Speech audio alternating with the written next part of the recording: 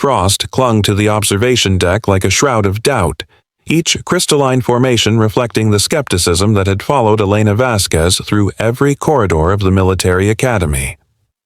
At 23, she stood barely 5 feet 4 inches tall, her slight frame dwarfed by the towering mountains of the Kandahar province that stretched endlessly beyond the forward operating base. The other snipers called her Mouse behind her back, not because she was quiet, though she often was, but because they believed she was insignificant, forgettable, a statistical anomaly in a world built for titans. Elena had grown up in the dusty border town of Laredo, Texas, where her grandmother's weathered hands had taught her to thread needles by candlelight during power outages that lasted for days. Those same hands had guided Elena's small fingers along the barrel of an old .22 rifle, showing her how to breathe, how to feel her heartbeat, how to find that sacred pause between one breath and the next where time itself seemed to suspend. Her grandmother, Abuela Maria, had been a revolutionary in Mexico decades before Elena was born, and she understood that sometimes the smallest person in the room carried the heaviest burden of proving themselves worthy. But the military was different. The United States Army had protocols, hierarchies, and an unspoken understanding that certain people belonged and others were merely tolerated. Elena's recruitment had been unusual. She'd been discovered at a small-town shooting competition, where she'd consistently outperformed hunters and marksmen who'd been squeezing triggers since childhood. A talent scout had watched her put 5 consecutive shots through the same hole at 800 yards, using iron sights on a borrowed rifle that was older than she was. Within 6 months, she was at Fort Benning, struggling through basic training, not because she lacked skill, but because her drill sergeants couldn't quite believe that someone so unassuming could possess the deadly precision they'd witnessed on her qualification scores. The sniper program was even worse. Master Sergeant Rodriguez, a man whose reputation for creating lethal marksmen was legendary throughout special operations, had taken one look at Elena's file and shaken his head. "Vasquez," he'd said on her first day, his voice carrying the weight of professional disappointment, "I don't know who recommended you for this program, but they did you no favors. This isn't summer camp. This isn't about participating trophies. This is about life and death, and, frankly, I don't see someone who looks like they could handle either." The other candidates in her class were everything she wasn't. Jackson was 6'3", a former college football player whose hands could palm a basketball and whose arms looked like they'd been carved from granite. Thompson had grown up hunting elk in Montana, could read wind patterns like scripture, and possessed an intuitive understanding of ballistics that seemed almost supernatural. Martinez was a second-generation sniper whose father had served 3 tours in Vietnam and who'd inherited not just his father's rifle but his reputation for never missing when it mattered most. And then there was Elena, who looked like she should be working in a library or teaching kindergarten, not learning to eliminate targets at distances most people couldn't even see clearly. The psychological warfare began immediately. During their first week of training, someone had placed a child's step stool in front of her equipment locker with a note that read, "For when you need to reach the big girl rifles." Another morning, she'd found her scope covers taped shut with pink electrical tape. The harassment was never cruel enough to report officially, but it was constant, designed to make her question whether she belonged in a profession that demanded absolute confidence in one's abilities. Elena endured it all with the same quiet determination she'd learned from her grandmother, who'd once told her, "Mija, the world will always underestimate you. Let them. It makes the surprise so much sweeter." During classroom instruction, Elena excelled in ways that surprised even her instructors.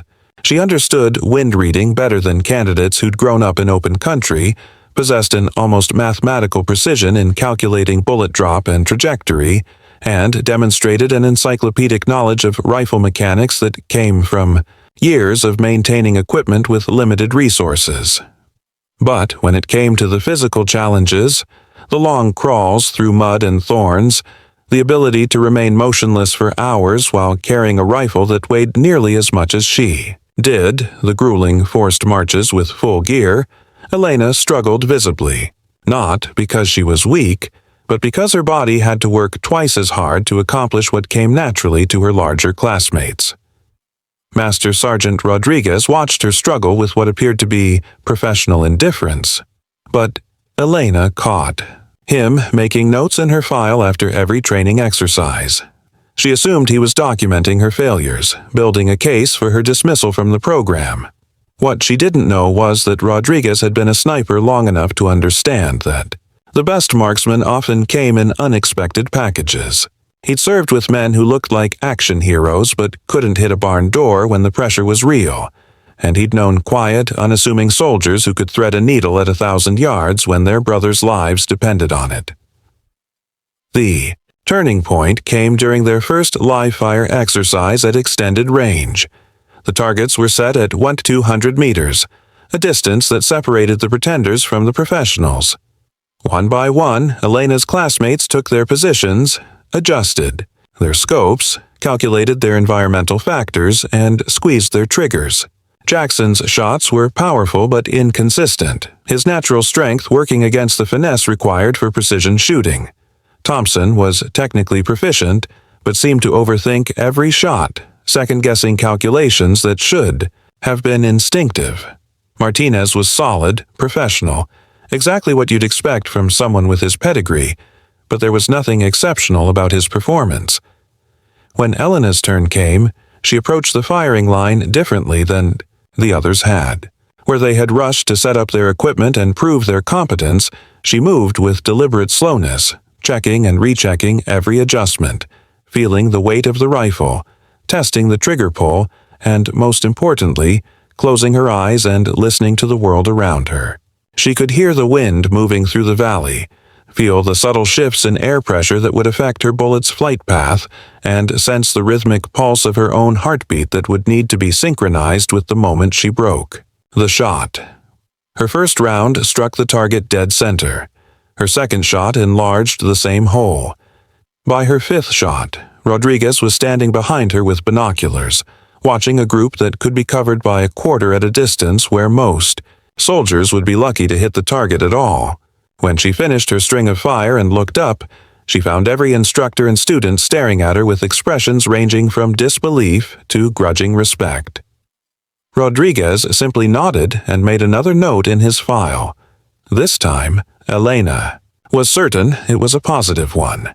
But respect earned on the range was different from acceptance in the field. Elena knew that her real test would come when she was deployed, when the targets would shoot back, when the weather would be uncontrollable, and when the lives of her fellow soldiers would depend on her ability to deliver precision fire under conditions that no training exercise could truly replicate. As her deployment to Afghanistan approached, Elena carried with her not just her rifle and equipment, but the accumulated weight of everyone's doubts, including some of her own. She was about to discover that sometimes the most devastating weapons come in the smallest packages, and that underestimating someone based on their appearance could be the last mistake an enemy would ever make. The helicopter's rotors beat against the thin mountain air like mechanical thunder, each revolution carrying Elena further from everything familiar and deeper into a landscape that seemed designed to swallow soldiers whole. Through the small window, she watched the Hindu Kush mountains rise and fall like the backbone of some ancient, sleeping giant, their peaks crowned with snow that never melted and their valleys carved deep with shadows that held secrets older than warfare itself. Beside her sat Sergeant First Class David Kane, her designated spotter and the man who would either become her closest ally or her most dangerous liability. Kane was everything the Army wanted in a sniper team leader: 6 years of combat experience, 2 Bronze Stars, and a reputation for bringing his people home alive.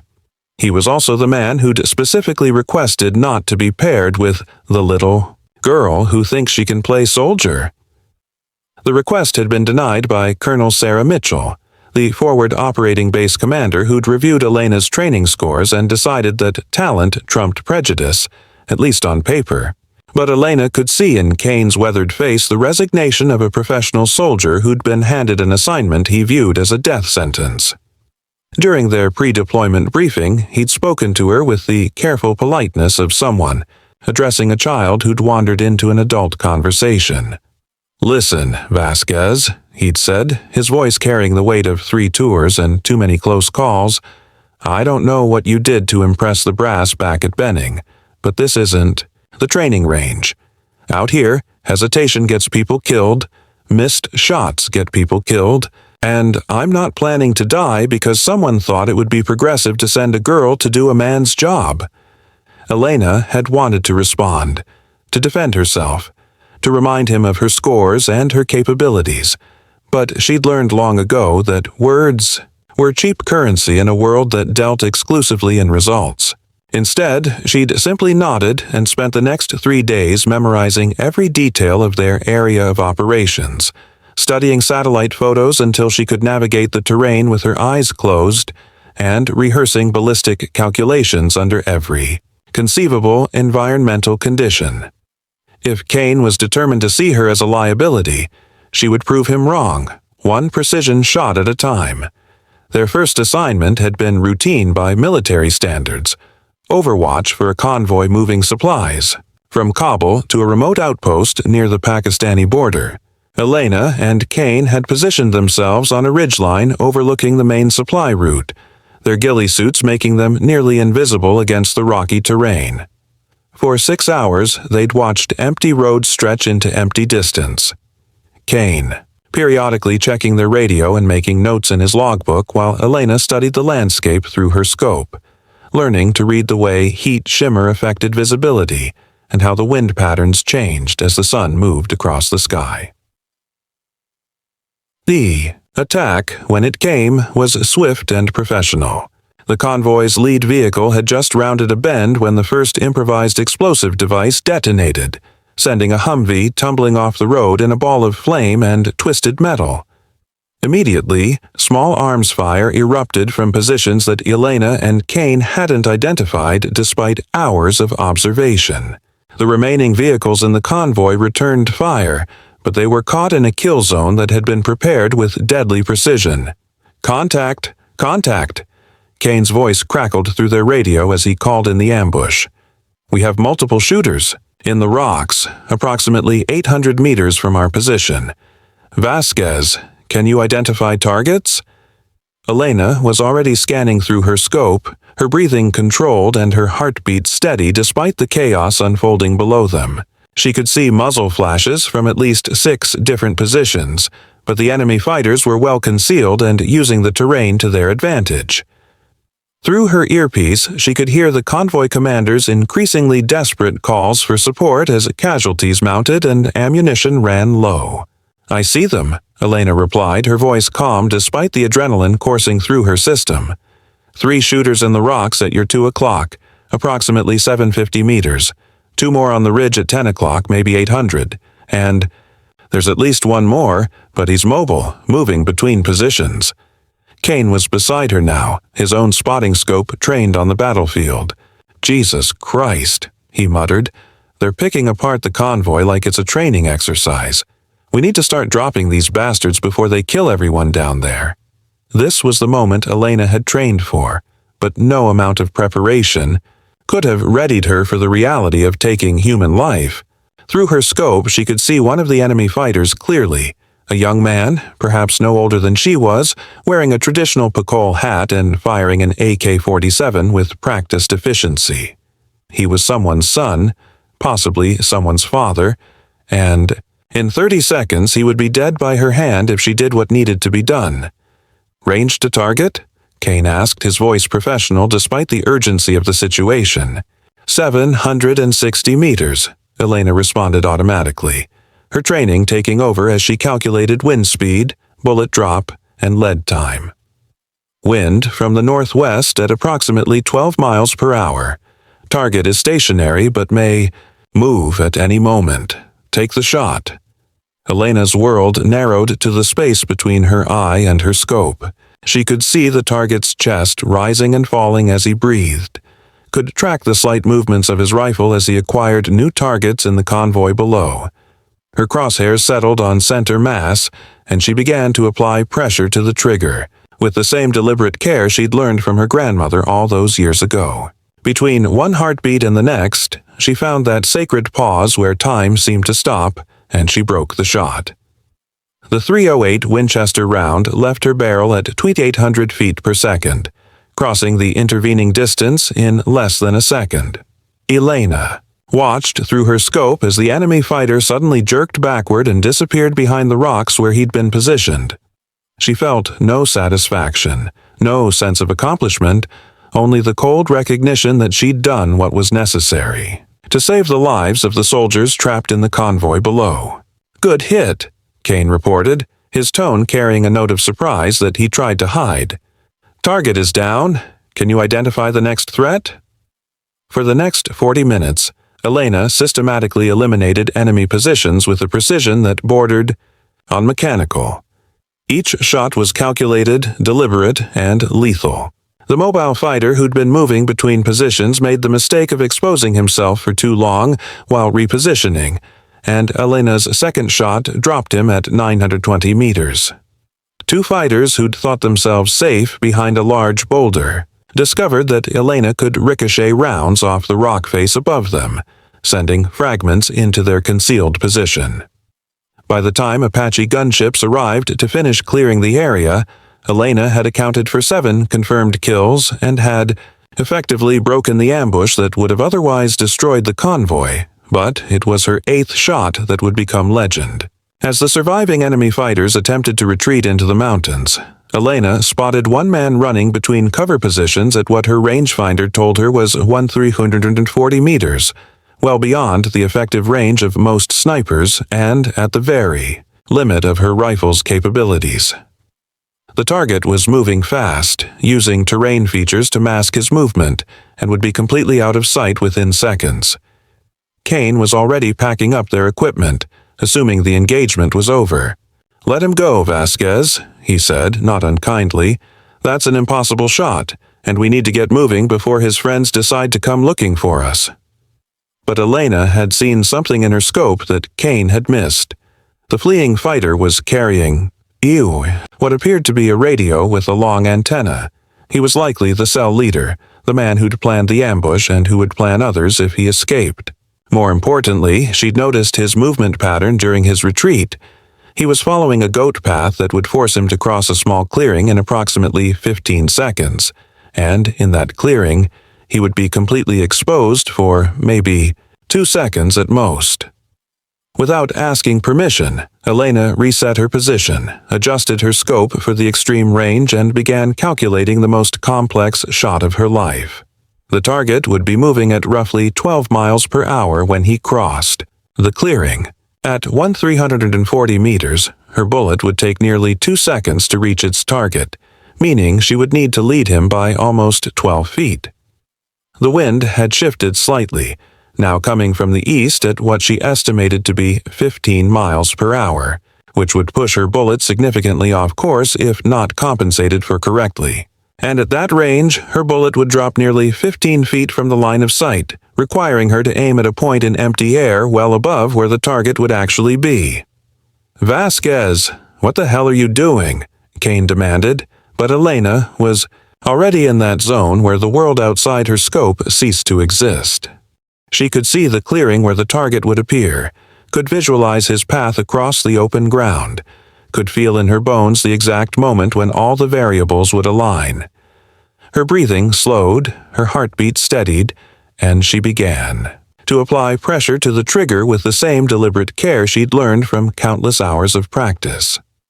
The target appeared at the edge of the clearing exactly when she'd predicted, moving with the desperate speed of a man who knew he was exposed. Elena's crosshairs were positioned on empty air 12 feet ahead of where he was and 5 feet above where he would be, compensation for all the environmental factors that would affect her bullet's flight. She broke the shot at the precise moment, when the target reached the center of the clearing, when he was as exposed as he would ever be. The .308 round flew through the thin mountain air for what seemed like an eternity, fighting against wind and gravity and the fundamental laws of physics that said such a shot should be impossible. Elena watched through her scope, tracking the target's movement, calculating in her mind whether her lead and elevation had been correct. At 1,340 meters, the target suddenly stumbled and fell, disappearing into the rocks on the far side of the clearing. Kane, who'd been watching through his spotting scope despite his protests, lowered his binoculars and stared at Elena with an expression she'd never seen before. "Holy shit," he whispered, his professional composure finally cracking. "Holy shit, Vasquez. Did you just... at that range, while he was moving?" Elena ejected the spent cartridge and safed her rifle, her hand steady despite the magnitude of what she'd just accomplished. "Confirmed hit at 1,340 meters," she reported into her radio, her voice as calm as if she'd been reporting the weather. "Target is down and no longer moving." But Kane was looking at her differently now, and Elena could see in his eyes the dawning realization that everything he'd believed about her had been fundamentally wrong. The little girl who'd been assigned to his team wasn't a liability. She was potentially the most gifted sniper he'd ever worked with. As they packed up their equipment and prepared to exfiltrate from their position, Kane found himself wondering what other assumptions he'd made that were about to be proven catastrophically incorrect. The word spread through the forward operating base like wildfire. Within hours of their return, Elena found herself the subject of whispered conversations and skeptical stares. A 1,340-meter shot on a moving target wasn't just impressive, it was the kind of shooting that entered military folklore, the kind of story that got embellished with each retelling until it became more legend than fact. But Master Sergeant Rodriguez had trained enough snipers to know the difference between luck and skill, and when he reviewed Elena's range cards and calculations, he realized that luck had had nothing to do with it. Colonel Mitchell called Elena into her office the next morning, not to congratulate her but to understand what she'd just witnessed. "Sergeant Vasquez," the colonel said, gesturing for Elena to take a seat, "I've been in the Army for 18 years, and I've worked with some of the finest marksmen this country has ever produced. What you did yesterday, that's not normal. That's not even exceptional. That's something else entirely." Elena remained at attention, unsure how to respond. Was she in trouble? Had she done something wrong by taking the shot without explicit orders? "Sir, I observed a high-value target, attempting to escape, and I assessed that I had the capability to engage. The shot was within my calculated capabilities given the environmental conditions." Colonel Mitchell studied Elena's service records spread across her desk. "Sergeant, your calculated capabilities just redefined what's possible in this theater of operations. I've already had calls from Division asking if the reports are accurate, and I suspect this is just the beginning. What you did yesterday is going to change how people think about what's possible at extreme range." But with recognition came pressure, and Elena was about to discover that proving herself once was only the beginning. Word of her shot had reached the highest levels of command, and there were already discussions about missions that would require her unique capabilities. Elena had wanted to prove that she belonged, but now she was beginning to understand that exceptional ability came with exceptional expectations. The next time she looked through her scope, the entire military establishment would be watching, waiting to see if the 1,340-meter shot had been a fluke or a glimpse of something unprecedented. 3 weeks after the convoy ambush, Elena found herself standing in a briefing room that felt more like a war council than a mission planning session. The walls were covered with satellite photos, topographical maps, and reconnaissance images that painted a picture of their most challenging assignment yet. Present were Colonel Mitchell, Master Chief Petty Officer James Harrison from Naval Special Warfare, Captain Rebecca Stone from Air Force Special Operations, and a man in civilian clothes who introduced himself only as Mr. Chen, and who carried himself with the quiet confidence of someone accustomed to making decisions that affected national security. "Ladies and gentlemen," Colonel Mitchell began, her voice carrying the gravity of the situation. "What I'm about to show you is classified at the highest levels. 3 days ago, our intelligence assets identified a high-value target who has been responsible for coordinating attacks against coalition forces throughout the region. This individual, known by the codename Viper, has been operating from a compound in the Spingar Mountains, approximately 40 kilometers from the Pakistani border. Mr. Chen stepped forward, activating a digital display that showed aerial footage of a fortified compound nestled among rocky peaks that seemed to touch the sky itself. Viper isn't just another local commander, he explained, his voice carrying the measured tone of someone who dealt in facts rather than emotions. Our intelligence indicates he's a foreign fighter with advanced training, possibly former military, who has been instrumental in planning and executing attacks that have killed over 200 coalition personnel in the past 18 months. More importantly, we have reason to believe he's planning something significant, something that could fundamentally change the nature of this conflict. Elena studied the images with growing unease. The compound was positioned on a narrow ledge, carved into the mountainside, accessible only by a single winding path that would be easily defended. Surrounding peaks provided excellent observation points, but they were separated from the target by distances that would challenge even the most advanced weapon systems. The nearest feasible sniper position appeared to be over 2 miles away, across a valley that funneled wind in unpredictable patterns. Captain Stone highlighted several positions on the tactical display. We've considered multiple approaches: airstrike, helicopter insertion, ground assault, but each option presents significant risks. The compound's location makes it nearly impregnable to conventional assault, and intelligence suggests that Viper has early warning systems that would allow him to escape long before ground forces could reach the target area. Additionally, the proximity to the Pakistani border makes any sustained operation politically complicated. Master Chief Harrison nodded grimly. Our window of opportunity is extremely narrow. Intelligence indicates Viper will be at this location for no more than 48 hours during a scheduled meeting with other cell leaders. After that, he disappears back into the network, and we may not get another chance like this for months, if ever. Elena felt all eyes in the room turn toward her, and she began to understand why she'd been included in this briefing. Mr. Chen pulled up a new image showing the distance measurements between potential sniper positions and the target compound. The numbers made Elena's breath catch in her throat. The closest feasible position was 3,700 meters from the target, a distance that pushed far beyond the theoretical limits of precision rifle fire. Sergeant Vasquez, Colonel Mitchell said, her tone carefully neutral, based on your recent demonstration of long-range capability, the Joint Task Force has identified you as potentially the only asset capable of engaging this target at the required distance. However, I want to be absolutely clear.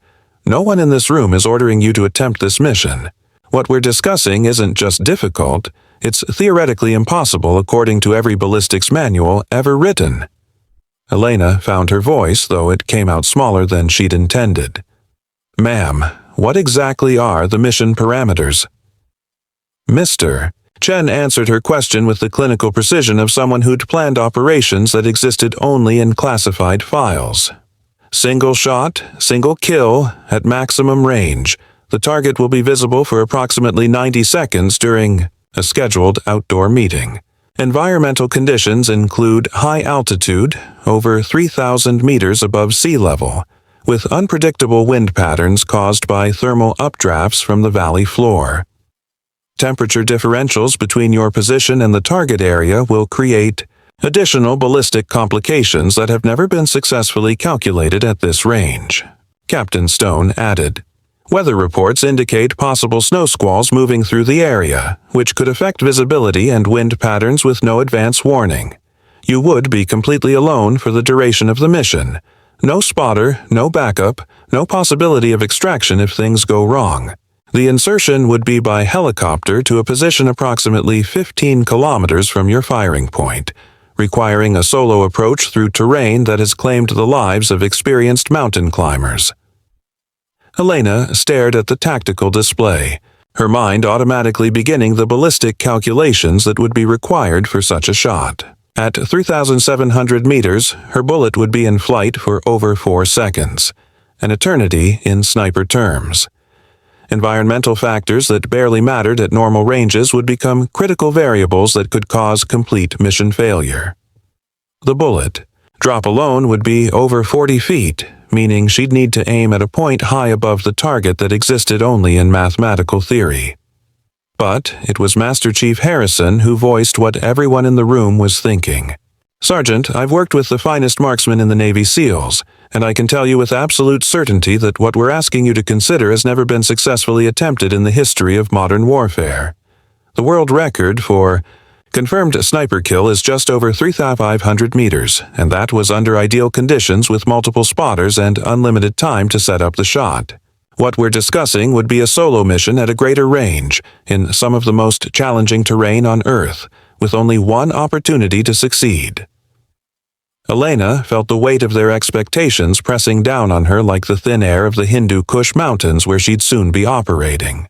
Part of her wanted to decline, to explain that even her 340-meter shot had required a perfect combination of skill and favorable conditions that might never align again. But another part of her, the part that remembered her grandmother's stories, about fighting for causes greater than oneself, understood that some opportunities only came once in a lifetime. "What intelligence do we have about wind patterns at the target location?" she asked, her voice growing stronger as her training took over. Mr. Chen smiled for the first time since the briefing had begun. "We've had weather monitoring equipment in the region for the past 6 months, specifically to support operations like this. The wind patterns are complex but follow predictable cycles based on thermal heating and cooling of the valley floor. Our meteorologists have identified a 2-hour window each morning when conditions are most stable, though stable is relative when discussing mountain environments." Colonel Mitchell leaned forward, her expression serious. "Sergeant, before you make any decision, I need you to understand the full scope of what success or failure means. If you succeed, you'll have eliminated a target who has been directly responsible for killing hundreds of coalition personnel, and who intelligence suggests is planning something that could kill hundreds more. If you fail—" She paused, choosing her words carefully. "If you fail, Viper disappears. Our intelligence assets are potentially compromised, and we may have lost our best chance to prevent whatever he's planning." Elena studied the faces around the room, seeing in them the same mixture of hope and skepticism she'd encountered throughout her military career. But now the stakes were infinitely higher than proving herself worthy of respect. Lives hung in the balance, not just her own, but potentially thousands of others depending on what intelligence was accurate about Viper's future plans. "I'll need complete ballistic data for my specific rifle and ammunition lot," she said finally, her voice carrying a confidence she didn't entirely feel. "Wind speed and direction readings for every hour of the past month at both my firing position and the target location, atmospheric pressure data, temperature gradients, and humidity readings. And I'll need at least 48 hours to calculate firing solutions and construct range cards for every possible environmental scenario." Mr. Chen was already making notes. "You'll have everything you need, plus access to the Army's most advanced ballistic computers and weather forecasting systems. We're also arranging for you to test fire at extended ranges using identical ammunition and environmental conditions as closely as we can replicate them." Captain Stone added, "Your extraction plan includes multiple contingencies, but I want to be clear. If you take this shot and miss, or if environmental conditions prevent the shot entirely, there will be no second opportunity. The mission succeeds, or fails based on that single moment when you break the trigger." Elena nodded, her mind already shifting into the analytical mode that had carried her through every challenge of her military career. But as she looked at the satellite images of the remote mountain compound where her target would be located, she couldn't shake the feeling that she was about to attempt something that would either establish her as the finest marksman of her generation or end her career in spectacular failure. Master Chief Harrison seemed to read her thoughts. "Sergeant, in my 23 years of military service, I've learned that the most extraordinary missions usually fall to the most ordinary-looking people. What you're considering isn't just about marksmanship, It's about having the mental strength to attempt something that everyone else believes is impossible. Elena stood, her slight frame dwarfed by the military professionals surrounding her, but her voice carried the quiet determination that had brought her this far. "Sir, when do we begin mission preparation?" Colonel Mitchell smiled, recognizing something in Elena's expression that reminded her why she'd approved the young sniper's assignment to the unit, despite considerable opposition. "Immediately, Sergeant. You have 72 hours to prepare for what may be the most important shot in the history of modern warfare." As the briefing dispersed and Elena began gathering the technical data she'd need for her calculations, she realized that her journey from overlooked recruit to legendary marksman was about to face its ultimate test. In 3 days, she would be alone on a mountain peak, looking through her scope at a target nearly 4 kilometers away, carrying the hopes of an entire military operation on her shoulders. The little girl from Laredo who'd learned to shoot by candlelight was about to attempt something that would either validate every doubt her critics had ever expressed or prove that sometimes the most devastating weapons really do come in the smallest packages. But what Elena didn't yet know was that intelligence had failed to identify one crucial detail about Viper's compound, a detail that would transform her already impossible mission into something far more complicated and dangerous than anyone in that briefing room could have imagined. The helicopter insertion had gone flawlessly, depositing Elena at a landing zone 15 kilometers from her target in the pre-dawn darkness of what promised to be either the most successful or most catastrophic day of her military career. The pilot, a warrant officer named Martinez who'd flown special operations missions throughout Afghanistan, had wished her luck with the kind of solemnity usually reserved for funerals. "I'll be monitoring your frequency," he'd said over the rotor noise. "When you're ready for extraction, just key your radio twice. But remember, if you miss that window, we can't come back for you." The approach to her firing position had taken 6 hours of grueling mountain climbing through terrain that seemed designed to break both equipment and spirit. Elena carried nearly 60 pounds of gear, including her rifle, ammunition, environmental monitoring equipment, emergency supplies, and the communications gear that would allow her to coordinate with the intelligence team tracking Viper's movements. Each step at altitude left her breathing hard, and she found herself stopping frequently to rest muscles that weren't accustomed to operating in such thin air. But it was during one of these rest stops, approximately 2 kilometers from her intended firing position, that Elena first noticed something was wrong. Through her spotting scope, she could see the target compound clearly, perched on its narrow ledge like an eagle's nest carved into the mountainside. The intelligence photos had been accurate. There was the main building where Viper would conduct his meeting, the surrounding defensive positions, and the single access path that made conventional assault impossible. What the intelligence photos hadn't shown, however, was the group of children playing in a small courtyard adjacent to the main building.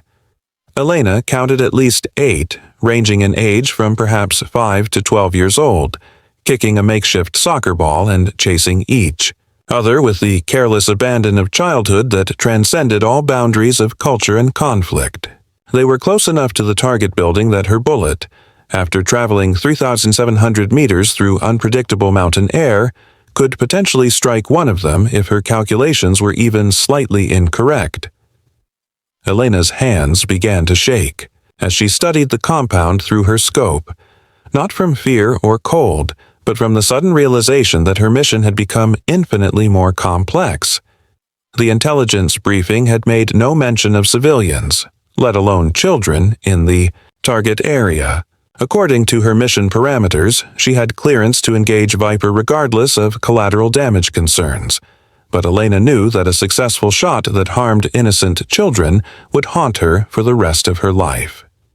She keyed her radio, hoping to reach the intelligence team that was monitoring the situation. "Control, this is Sierra 1-7. I have eyes on target compound, but I'm observing multiple civilian children in the immediate target area. Request updated guidance on rules of engagement." The response came back after what seemed like an eternity, but was probably less than 30. seconds. Mr. Chen's voice was distorted by the distance and atmospheric conditions, but his words were clear enough. Sierra 1-7. Intelligence indicates target will be conducting meeting in secure location isolated from civilian areas. Children should not be factor in engagement window. Mission parameters remain unchanged. But Elena could see through her scope that the intelligence was wrong. The children weren't just visiting. They appeared to live at the compound. She could see clothing hanging on lines, toys scattered around the courtyard, and the easy familiarity with which the children moved through the space. This wasn't a pure military facility. It was a community where families lived alongside the fighters. As morning progressed toward the predicted engagement window, Elena continued her preparations while monitoring the compound. She'd spent the previous 3 days calculating firing, solutions for every conceivable environmental scenario, and her range cards were works of mathematical precision that accounted for bullet drop, wind drift, air density, and even the Coriolis effect at such extreme range. Her rifle was zeroed perfectly, her ammunition was match-grade and lot-tested, and her equipment was functioning flawlessly. But mathematics couldn't account for the moral complexity of what she was being asked to do. At 3,700 meters, her margin of error was measured in inches. A slight miscalculation, an unexpected wind gust, or a moment of trigger control that was less than perfect could send her bullet into one of those children instead of her intended target. The shot that was supposed to establish her as the finest. Marksman of her generation could instead make her responsible for an innocent death that would define the rest of her life. Elena's radio crackled again. Sierra 1-7. Target has been identified entering compound. Stand by for final engagement authorization. Through her scope, Elena could see movement in the main building. Several men in traditional Afghan dress had arrived and were being escorted inside, presumably for the meeting that intelligence had predicted. Somewhere among them was Viper, the man responsible for orchestrating attacks that had killed hundreds of coalition personnel. In approximately 30 minutes, he would step onto the balcony of the main building for the scheduled outdoor portion of his meeting, and Elena would have perhaps 90 seconds to take the shot that could end his reign of terror. But the children were still playing in the courtyard, their laughter carrying across the valley even at this distance. Elena found herself watching a little girl, perhaps 6 years old, who was chasing the soccer ball with determined concentration. The child reminded her of herself at that age, stubborn and fearless and completely unaware of the adult world's capacity for violence. "Control, this is Sierra 1-7. Elena transmitted, her voice steady despite the turmoil in her mind. "I have positive identification on civilian children in the immediate target area. These are not transient contacts, they appear to be residents of the compound. I'm requesting clarification on acceptable risk tolerance for civilian casualties." "Mr." Chen's response was immediate and uncompromising.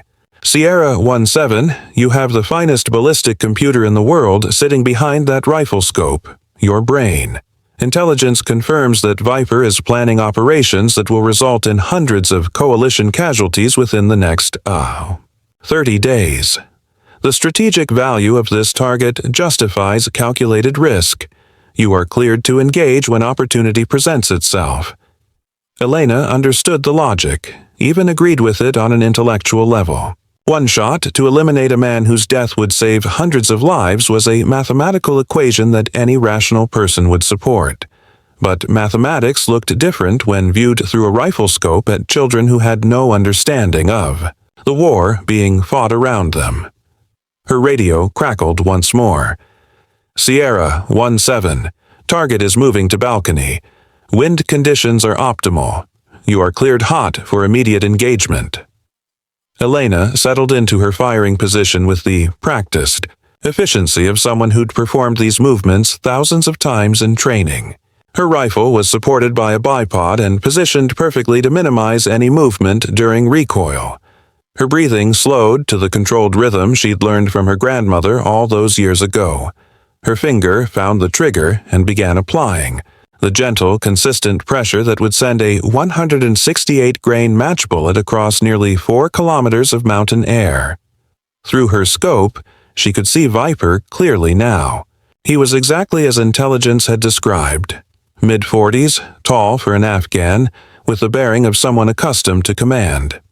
He was speaking animatedly to the other men on the balcony, gesturing toward the valley below where coalition forces conducted regular operations. Elena's crosshairs settled on his chest, and she began the final sequence of actions that would complete her mission. But as she prepared to break the shot, the little girl in the courtyard kicked her soccer ball too hard, sending it bouncing toward the main building. The child ran after it with the single-minded determination that only children possess, chasing the ball as it rolled directly underneath the balcony where Viper was standing. Elena watched through her scope as the child bent to retrieve her ball, placing herself in the exact position where Elena's bullet would strike if her calculations were off by even the smallest margin.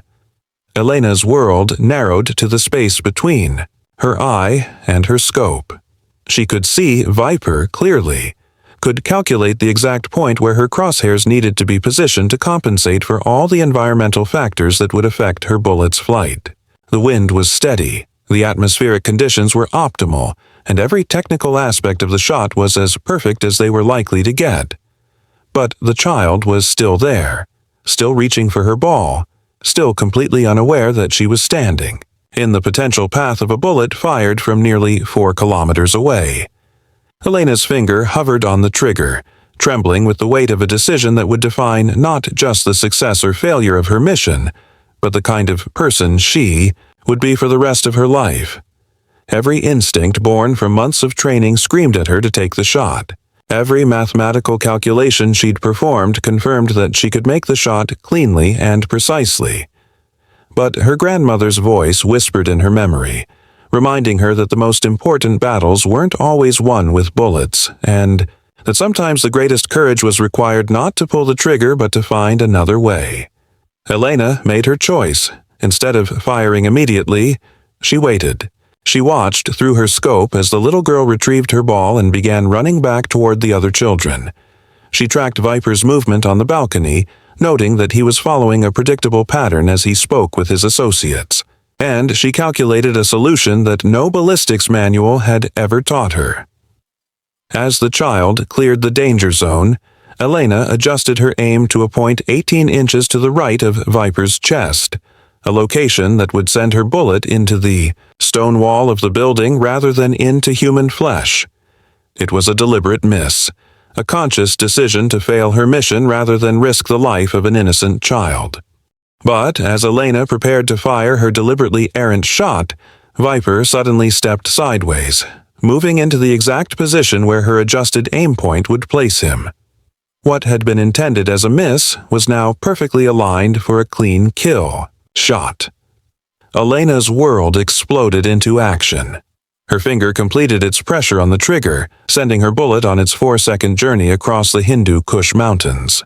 Through her scope, she watched as Viper continued his animated conversation, completely unaware that death was flying toward him at 2,800 feet per second. The bullet struck with devastating precision, hitting Viper's center mass and dropping him instantly. The other men on the balcony scattered in confusion, unable to determine the source of the shot that had come from an impossible distance. The children in the courtyard continued playing, their game uninterrupted by events they couldn't understand.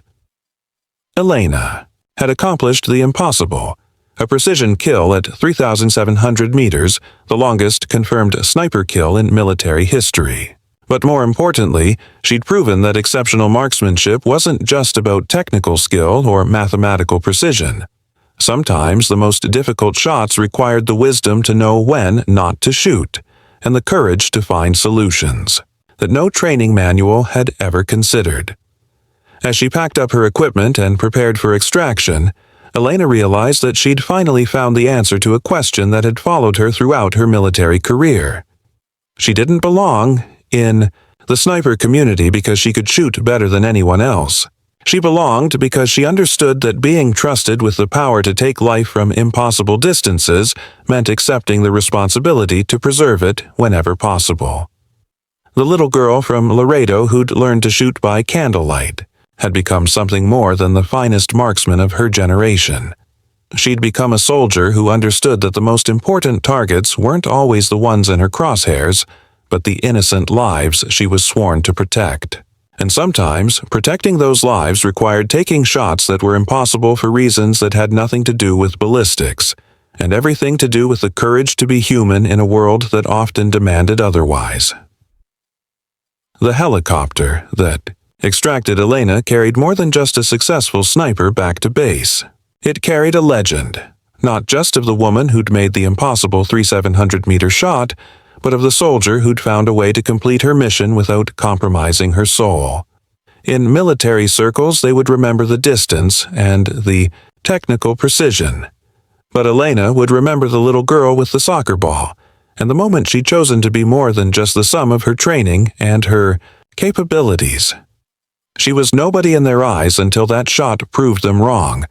But the shot that truly mattered wasn't the one that killed Viper. It was the one she'd chosen not to take, the moment she'd proven that the smallest person in the room could carry the heaviest burden of all, the responsibility to remain human even when the world demanded she become a weapon.